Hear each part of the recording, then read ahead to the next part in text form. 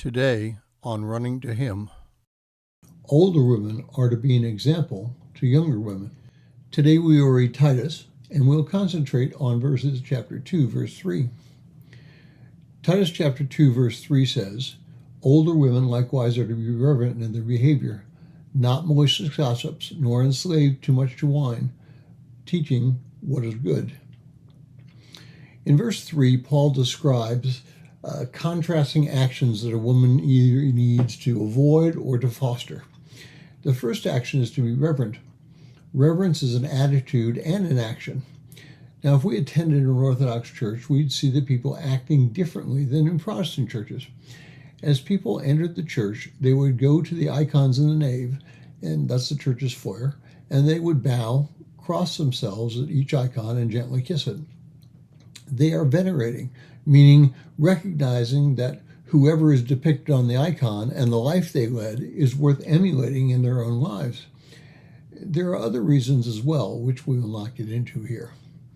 Next, they would light a candle to remember someone that they'd like to pray about or prayers that they may wish to offer to God.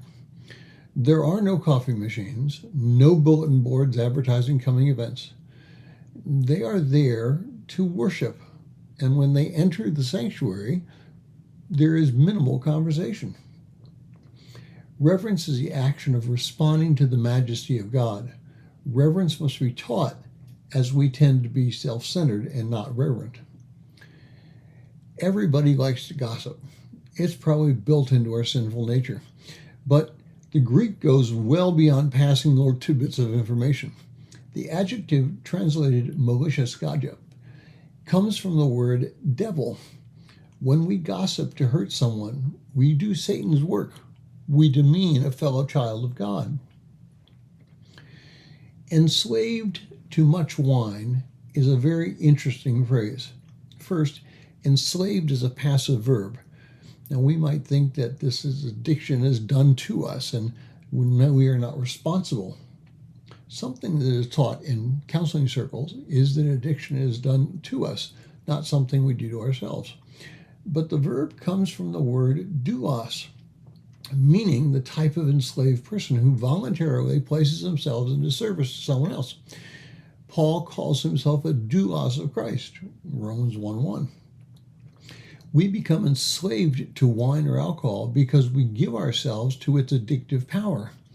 Notice that Paul does not write wine. He writes too much wine. So the issue becomes how the person views what they drink. In 1 Timothy, Paul writes that Timothy should drink some wine because of his stomach issues. Finally, Paul says that older women should teach what is good. Here, we indicate men's and women's roles in church. Women are to teach younger women, and men are to teach younger men. This does not preclude having mixed classes in a Sunday school environment, but it points to how day-to-day discipleship will take place in the church. Older men are to teach younger men, and older women are to teach younger women. Tomorrow, when we look at verses 4 and 5, we'll see the result of that kind of teaching. Thank you for listening. We pray that today's devotion was meaningful to you. We would love to hear from you. You can use either Facebook or YouTube to like, subscribe, share, and tell others about us. If you would like to contact us, you can reach me at phineasjacobus@runningtohim.net.